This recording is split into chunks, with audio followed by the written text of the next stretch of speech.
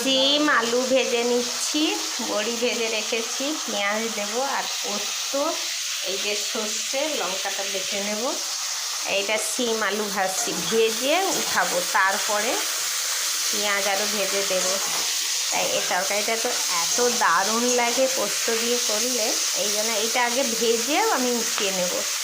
তাই দেখতে থাকো, এটা হাফ কিলোটাই ভালো।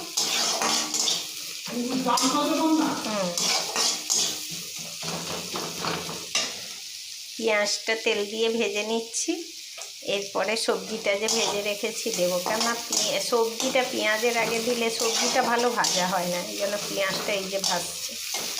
আর পোস্ত আর সর্ষে বেটে নিয়েছি, বড়িটা দেবো নামানোর সময়।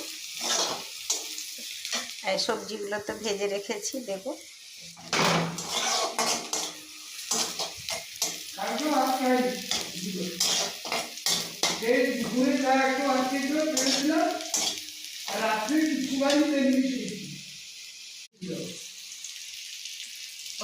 এই যে সব পেঁয়াজ আর বড়ি আরও দিয়ে এই যে ভেজে নিয়েছি ভালো করে। এবার এই অল্প জলটা দেব, অল্প জলটা দিয়ে পুরো শুকনো ভাজা ভাজা হবে। এই যে শিম দিয়ে বড়ির তরকারি করে ফেললাম, শিম দিয়ে। এটা আস্তে আস্তে করে এবার ফুটবে, একদম শুকনো হয়ে যাবে। আর আলু টালু তো শিম টিম ভেজেই নিয়েছি একদম।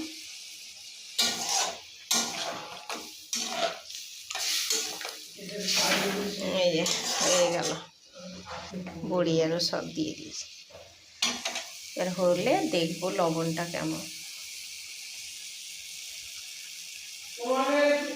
এই যে হয়ে গেছে, সুন্দর বড়ি টড়ি একসাথে ফুটে যাবে, ফুটে গেলে সুন্দর হবে। একটু লবণটা লাগবে, দেবো। এটা হালকা আস্তে আস্তে করে ফুটানো হবে, দিলে সব সিদ্ধ হয়ে শুকনো, মানে না মাখা মাখা না ঝরঝরে হবে, এরকম মেজারমেন্টে হবে। এই দেখতে থাকো। হয়ে গেল, দেখো কালারটা কি দারুণ এসছে, দেখো কালারটা এত সুন্দর কালারটা চলে এসছে, দেখেছো? পুরো এইটা শুকনো হয়ে যাবে, মানে না শুকনো না ইয়ে, দারুণ কালারটা চলে এসছে। তাই সিম বড়ি আলু দিয়ে তরকারি করলাম, পোস্ত সর্ষে বাটা, সর্ষেটা কম দিয়েছি, পোস্তটা বেশি দিতে হয়, নাহলে তিতলি ভাব লেগে যায়। আমি তো এইভাবে করলাম, আপনারা কেমন করে করেন আমাকে কমেন্ট করে বলবেন।